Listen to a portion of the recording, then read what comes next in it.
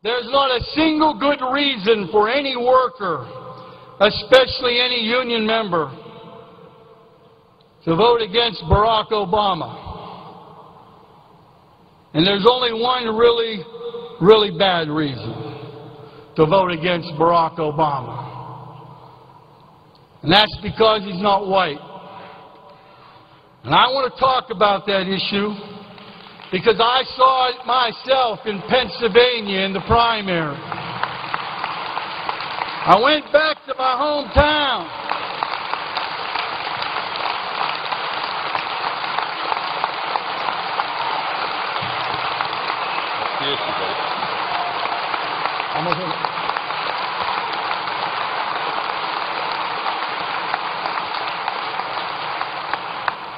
I went back to my hometown in Nemacolin and I ran into a woman that I've known for years.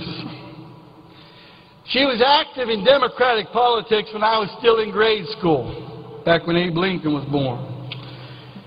She got to talking and I asked if she'd made up her mind who she was supporting, and she said, "Oh, absolutely.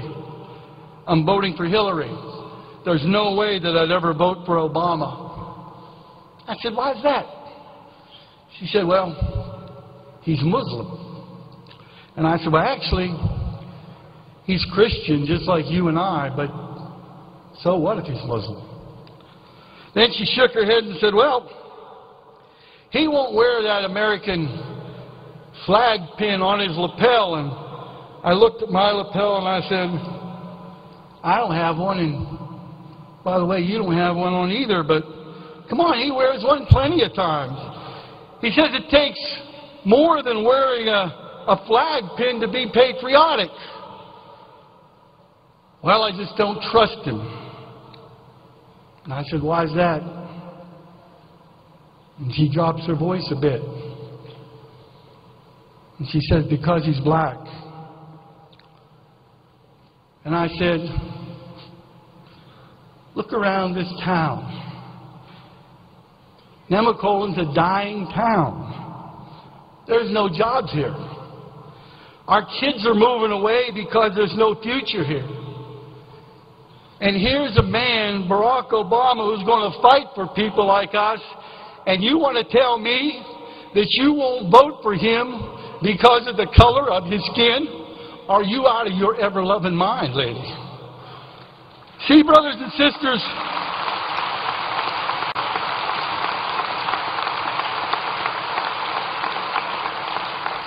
we can't tap dance around the fact that there's a lot of folks out there, just like that woman, and a lot of them are good union people. They just can't get past the idea that there's something wrong with voting for a black man. Well, those of us who know better can't afford to sit silently or look the other way while it's happening.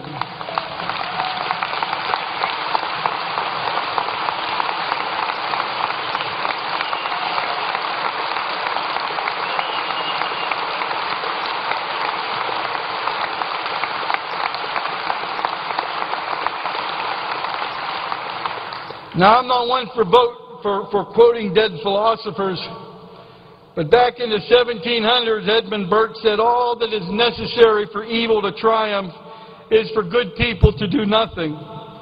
Well, there's no evil that's inflicted more pain and more suffering than racism.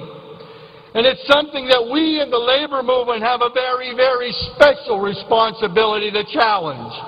It's our special responsibility because we know better than anyone else how racism is used to divide working people. We've seen how companies set workers against worker. They throw white workers a few crumbs. They discriminate against black workers or Latino workers, and we all end up losing. But we've seen something else too. We've seen that when we have the courage, the good sense, the trade union values to cross the color line and stand together, arms locked, no one no one has ever been able to keep us down. That's why we created the CIO. That's why industrial unions were the first to stand up against lynching and segregation. People need to know that it was the Steel Workers Organizing Committee, this union, that was founded on the principle of organizing all workers without regard to race. That's why the labor movement, imperfect as we are, is the most integrated institution in America. Now, I don't think that we ought to be out there pointing fingers and calling them racist. Instead, we need to educate them that if they care about holding on to their jobs, if they care about health care, if they care about pensions and their homes, if they care about creating good jobs with clean energy, child care, pay equity for women workers, there's only one candidate on the ballot this fall who's on that side, only one candidate who's going to stand up for their families, only one candidate who has earned their vote, and that candidate is Barack Obama, and come November, he's going to be the President of the United States.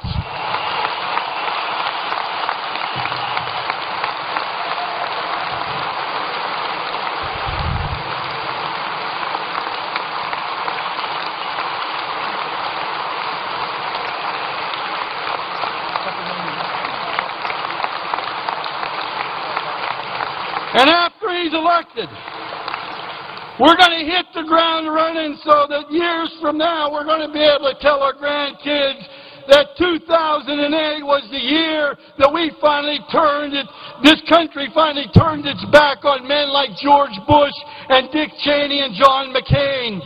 We're going to be able to say that 2008 was the year that we started ending the war in Iraq so that we could use money to create new jobs, building wind generators, solar collectors, clean coal technology, and retrofitting millions of buildings.